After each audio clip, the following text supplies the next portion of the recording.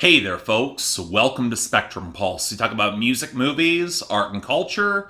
And today we're going to be talking about the newest album from Uncommon NASA and Kount Fif called City as School. So I've already advertised this a little bit on Twitter, but here we go. A full week ahead where my primary focus is going to be on underground hip-hop, and I'm excited for it. I got a lot in my backlog, both in recent releases and acts that have been waiting far too long. Let's dive in. And you know what? Let's start with one of the projects for whom I actually haven't seen a ton of buzz. A new album from New York veteran Uncommon NASA, who built his career as an engineer within Def Jux in the 2000s, but who you might be more familiar with on my channel through cutting a swath through the underground this decade as both a producer and rapper with a set of tangled, dense, but highly rewarding albums. He came onto many folks' radar with New York Telephone in 2014, but he won me over convincingly with Halfway in 2015 and Written at Night in 2017. Two of the best albums of their respective years regardless of genre, along with a pretty solid project in 2016 with Short Fuse called Autonomy Music that I'd argue holds up pretty damn well to this day. But you'd be forgiven for thinking that he seemed a little quiet the past couple of years. And here's where I'd argue might be a little misinformed, because not only did he release a collection of short stories and poetry in 2018, he also produced a pretty hard left field project with Last Sons this year called Chekhov's Gun,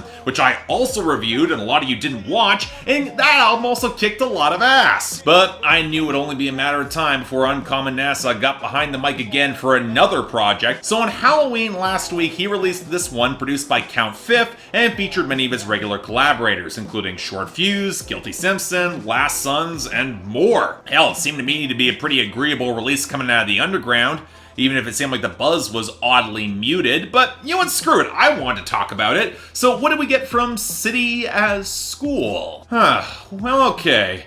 This is the sort of Uncommon NASA project I did not really expect. His most direct or otherwise straightforward album to date that almost seems to operate as resetting the table, going back to his roots, and re-establishing his name and position within the New York underground hip-hop scene. Weighted in his history and his dramatic arc, but also his cleanest and most melodic project to this day, featuring some of his fastest and tightest rapping as well. Now, for someone who normally goes to Uncommon NASA for density and obfuscation and hip-hop that's a little bit more heady and conceptual, I will admit this doesn't quite rise to my favorites coming from him. Halfway and Written at Night still hold their own, at least to me. But you know what, for a brief, hard-hitting, occasionally evocative listen, this works pretty well. I think this is actually a really damn good album that's getting slept on, albeit for me, it's not quite great. And you know what, for a change of pace, I want to start off with composition and songwriting, because in comparison with the less traditional material that NASA's released, there is a lot more focus on melodic hooks and a somewhat conventional structure, with more of a reliance on NASA's sharp, clear voice to command urgency within the mix across these 10 tracks and 2 interludes. And while we don't quite get the same demented bangers with the strength of Last Sons Is Actually Happening or Gingerbread Hag from Written at Night, the hooks here have a little bit more natural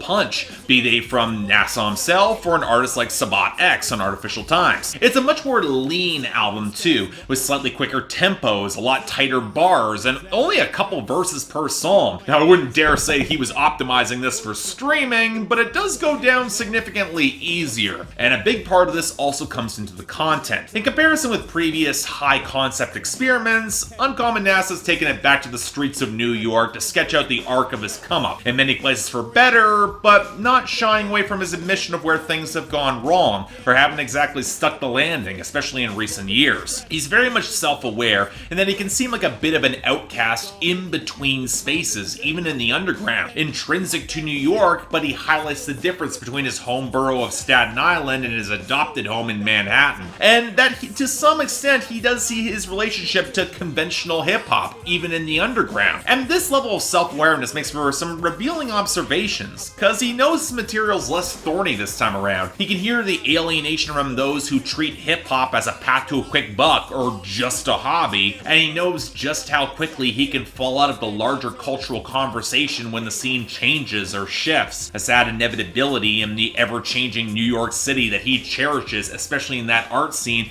and especially if it comes as a price to maybe one of his own mistakes or failings. Indeed, there's a running sense of humility that's moved into the text across his this project. Then the gratitude to teenage dreams that he's realized on the title track to charting where he is today, laid out with even more blunt focus on origin stories, to the great respect for the older MCs who still value what he's laid down on Old Cats, probably one of my favorite songs here. And while I appreciated the great deal of detail to the vinyl sales hustle he ran as a teenager on Best Laid Plans, just echoing his current life as an artist to move inventory, as he then highlights, what I found the most affecting were his observations going forward for the future, from noticing so many outcasts like him falling through the cracks in New York and clusters, to seeing how the kids struggle in the exact same way he did against brutal inequality on artificial times. And yet, in the deepest points of introspection, we also get the most resonant and vulnerable moments. The most immediate coming on the closing track, Sunrise, where he compares the disruptive frenzy of Written at Night to the more sober reflection that he's bringing now, making references to bridges being burned, conflicts that feel increasingly immaterial where it might have been a mistake to lash out, and how inner peace can actually be felt with the stability that he seems to have more ideas how to maintain this time around. That said, the song I liked the most was I Am to Learn, where he asks those hard questions of legacy, what he's brought beyond records on a shelf, and a refocus on what he's left behind, on the essential truths of resonance emotionally, where despite hard tribulations, the repetition that he has, it's bred wisdom. And a surprising turn, optimism as well. Kind of makes sense given that N.Y.S.T sounds more on point and focused than ever in his bars, and that's a nice sign. That being said, for as much of these moments of heartfelt introspection work and that he's in a good place, I'm left feeling that even despite the leanness of this album, it feels a little bit thin, especially by his standards. Now, part of this is his guest stars, which in comparison with the thematic cohesion wrangle with Written at Night, feels a little more diffuse. And when the narrative is more personal, that can be a bit distracting. Take Carnesia's verse on Van Gogh's Ear. It's colorful, it's detailed, but doesn't really align all that well opposite N.Y.S.T's, which I'd also say is true for both Pep Love on Clusters and Guilty Simpson on Sunrise. Not that they're bad, but they don't quite match the same focus or mood. And I gotta admit, for someone who goes to Uncommon N.Y.S.T for some of that complexity, this might go down almost a little too easy. Now, of course, the other big factor to why his albums have clicked so effectively comes in the production, where like with Halfway, he enlisted another producer to work with him, Kount Fif, who has got a few placements working with Man Bites Dog Records and a compilation called The Swashbuckler Volume 1 The Viking Wars from 2012 that featured a lot of Woo affiliates to some mixed results. And unfortunately, if I were to highlight a point where I think this album just does not hit with the same impact as projects that N.Y.S.T has produced himself or with Black Tokyo,